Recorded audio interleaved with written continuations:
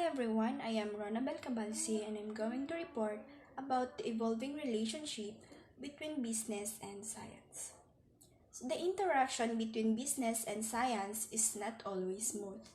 The difference in culture between the two fields often means that there is a lot of misunderstanding or a difference in expectations on either side. Increasingly, businesses rely on research to develop new solutions. So before we're going to our main topic, we're going to define first what is business and science. So philosophy of business. The motive for being in business is different. What matters is building corporate entities that grow and return profits. A simple economic formula of assets less the liabilities equals the equity lies at the foundation of all aspects of business life. In fact, if your liabilities exceed your assets, that's the technical description of trading insolvent. The first step to bankruptcy and dealing yourself around of the business arena. See, upon the business, it considers the fundamental principles that underlie the formation and operations of business enterprises, also the nature and purpose of a business, and so on. Okay, next is the philosophy of science. Scientists hold that the findings of science as special category of knowledge that must take a special place in our thinking. What makes science special in knowledge generation is its methodology, its evidence-based thinking. So science also concerns with the foundations method. Its implication of science and focuses of the metaphysical and the semantic aspects of science.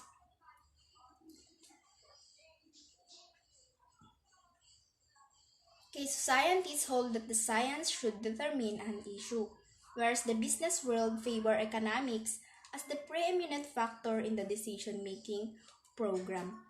Example is we have the classic example of this clash can be seen in our decision-making around climate change. So the overwhelming majority of scientists accept that the climate is changing and that it is human activities that are driving that change.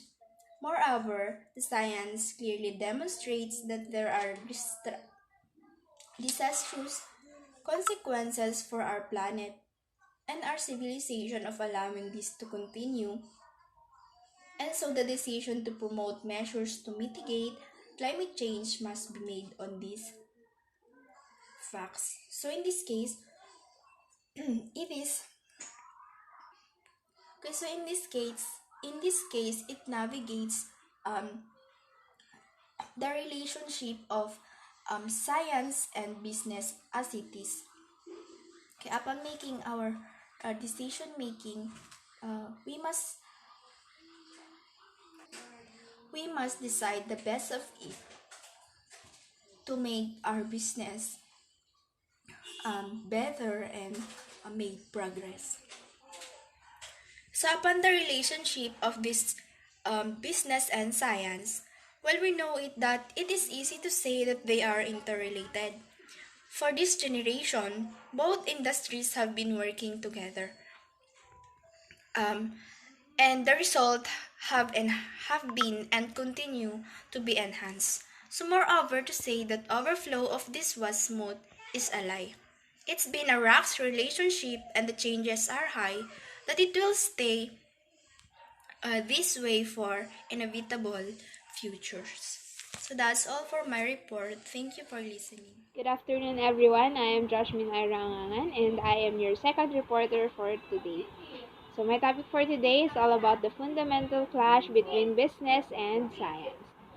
Science also feel that they should be respected, accepted, and acted upon because it is quality of information superior to all others.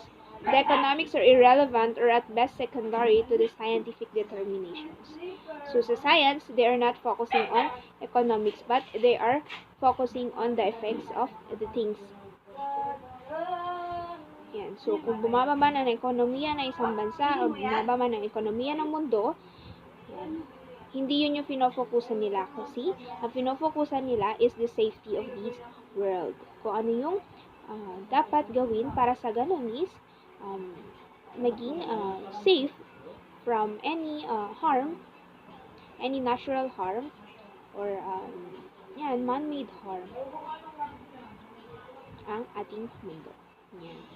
But in business, the decision making around climate change varies depending on which line of business they are in, which is they are always look on the equation asset minus liability is equal to equity for their own activities and decides what to do from there.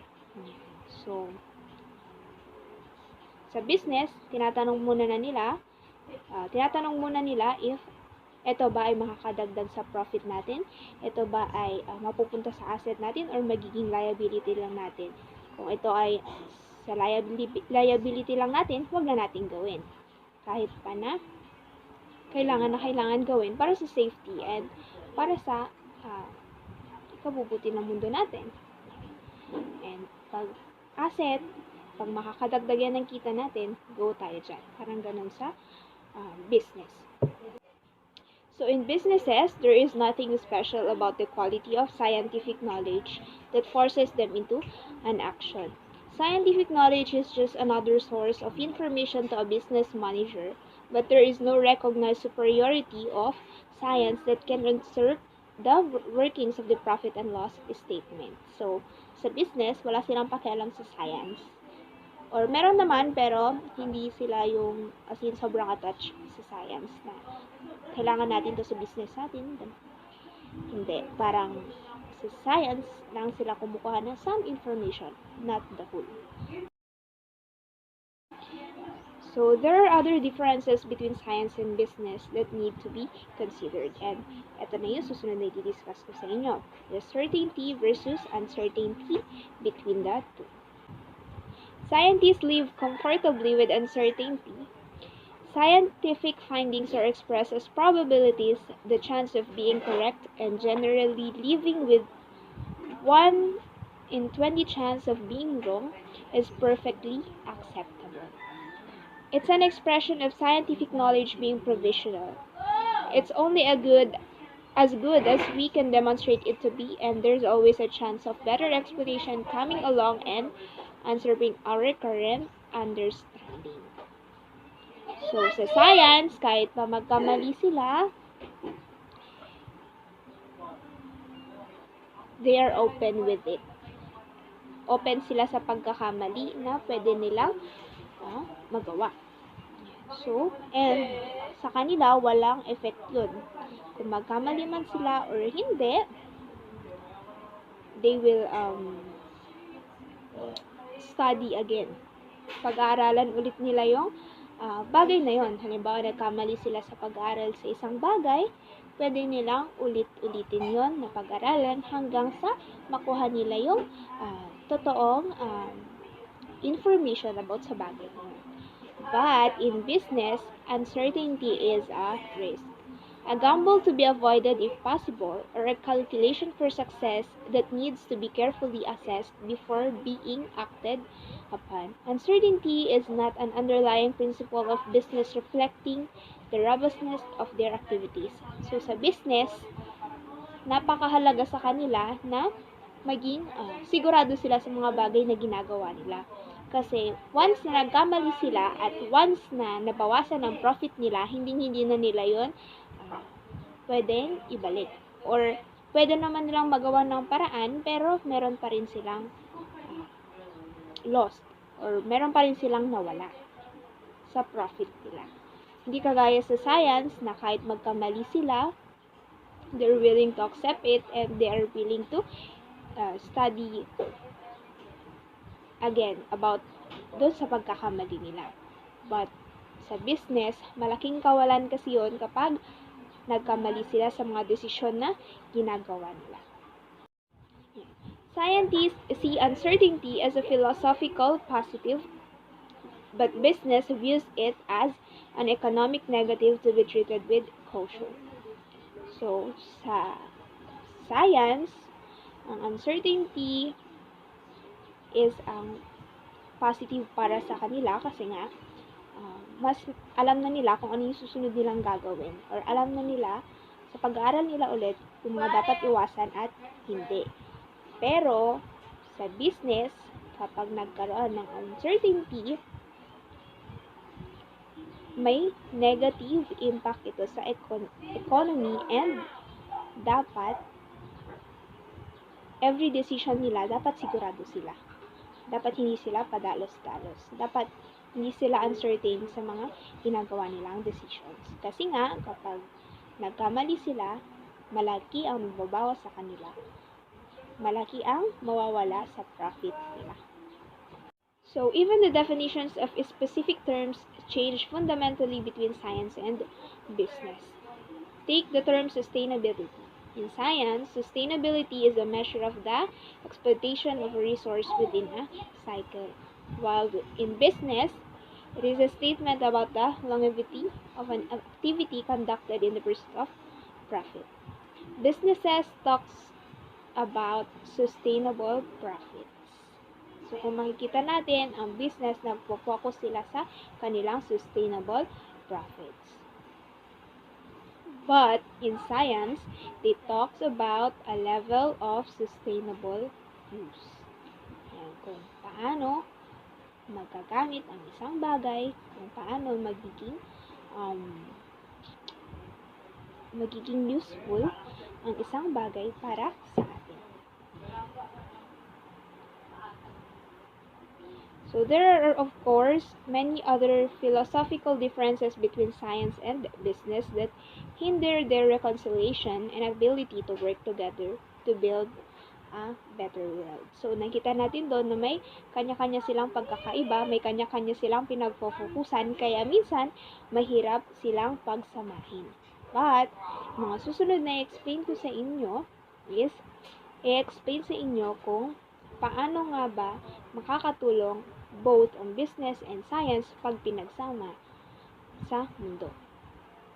Or, what I mean is, dito makikita natin na may iba't iba silang priorities, may iba't iba silang objectives, may iba't iba silang pinofokusan. Pero sa susunod na i-report ko sa inyo is malalaman naman natin kung ano yung kailangan para sa ganun is mapagsama silang dalawa at kung paano sila mabe-benefit at kung paano rin mabe-benefit ang mga tao sa pagko-collab nila. As business and science evolved. So we will move into the first one, which is the openness and dialogue. Sabi dyan, in industry, we need to hear from science now more than ever. But we're living in an era where there's lots of skepticism of science that we need to take into account. And so, sinabi yan ni Mr. Jean O'Brien, ang Deputy Head of the Nestle Research Center sa Switzerland. So, bakit niya nga ba nasabi ang bagay na yan? Kasi minsan, ang mga industry, ang mga business industry, ang focus lang nila is all about gaining profit. Yun yung problema minsan doon, na hindi na nila pinapakinggan ang sinasabi ng science dahil nakafocus lang sila sa gaining ng profit. But, sinasabi dyan na kailangan pakinggan ng mga business industry ang science dahil both scientists and business have a responsibility to work together to understand and inform the public. Yan. So, bakit nga ba openness and dialogue? Yan. So, kailangan may interaction between science and business. Kasi, kung wala yun, yung information na nasasabi sa public, hindi rin siya magiging accurate. Ayan. So, example niyan is about sa food safety. Kung merely magfo-focus lang tayo sa business, pwedeng ibigay ng mga business industry ang isang pagkain or pwede nilang ibenta ang isang pagkain without science. Kasi nga, kikita naman sila. Hindi naman malalaman ng tao. But, one thing they need to realize is businesses must have a dialogue and interaction and conversation sa science. Kasi ang science, ito yung nagko-confirm kung safe ba yan or hindi. Safe ba to na ibigay sa tao? Na ibigay in public or hindi. Ayan. And, isa pa, science and business can work well together. Ayan. So, sabi dyan, according to Ronabelle R. Ayan. Kasi, kung nag-work ang science and business together, they can inform the public. They can give the public the things that the public needs. If may dialogue, if may openness, science and business, ang mga tao yung mabe-benefit nito. The public will benefit. Dagan pa ni Mr. Ronabelle R, sabi dyan, over the past decade, we've developed closer relationships with industrial partners from large multinationals to smaller startups. Yan. So, bakit niya nga ba nasabi yan? It is because she believes that the openness and the dialogue of business and science enables them to better understand the different priorities and timescales important to both. Yan. So, because of the dialogue na meron ang science and business, mas napapadali yung trabaho. And they can distinguish their different priorities and time scales. Kasi, minsan, may priority ang science at may priority ang business. Merong kailangan gawin ang science na hindi naman kailangan gawin ng business. And meron din namang ginagawa ang business na hindi naman kailangan gawin ng science. But because of the openness and the dialogue between the two, mas naiintindihan ng bawat side yung mga important details na kailangan gawin ng both side. So, next is understanding time scales. Yan. Sabi dyan, however, collaboration is not always straightforward. For areas where technology is rapidly evolving, there sometimes needs to be additional support to bridge the academic or the industry divide. Lefebvre says, this is vital to facilitate development of high-risk but high-potential research. So, yun nga, kagaya ng sinabi ko sa inyo kanina, na meron yung iba, may kailangan gawin na ang business na hindi naman kailangan gawin ng science. Sa business, nag-e-evolve na ang technology, and sa science, is may other things na kailangan nilang asikasuhin because kanina of that openness and dialogue, they can understand each other's time scales. To understand more, yan, merong sinabi dito si Aidan Gilligan, which is the CEO of Policy and Communication Consultancy of SciCon. Ayan. So, pinapaniwalaan niya kasi na business moves fast and innovation is incremental. And science sometimes just pays lip service to business. So, yun nga, sinasabi ko sa inyo kanina na ang business, minsan, mabilis yan because its priority is to gain profit, diba? And science, minsan kinakailangan lang siya sa mga some part of the business.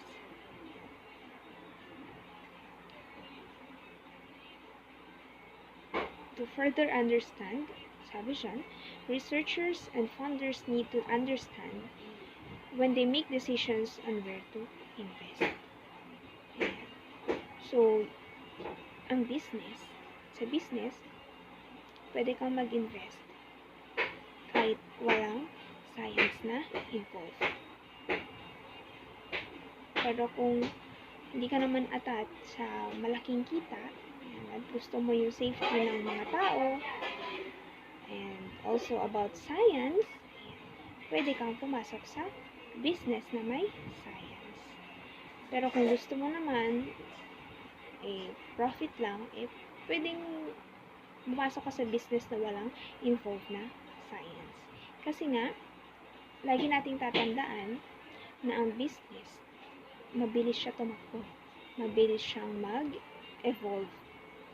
Pero ang science, may mga bagay na kailangan pag-aralan ng mahabang time, ng mahabang panahon. Kasi science takes time and business moves fast. Yan, towards two-way innovation. Although it can be challenging for business people and scientists to appreciate each other's priorities, realizing the benefits of closer collaboration to get innovation to market can bring both parties closer. Gaya nga nasabi ko sa inyo kanina, may mga ginagawa ang businesses na hindi naman ginagawa ng science. May mga ginagawa ang mga businesses na hindi naman priority gawin ng science. And through their openness, their dialogue, and their understanding sa kanya-kanyang time scale ng bawat isa, pag nag-collab sila, or the collaboration, can bring both closer, and also tinutulungan din nila ang bawat isa na mag-succeed. And dito sa two-way innovation ng business and science, hindi lang yung kanya-kanya nilang parties ang tinutulungan nila, kundi pati ang public. The exchange between science and business is not just the invention of new products, but also the critical analysis of processes and operations by science to improve the functions of business.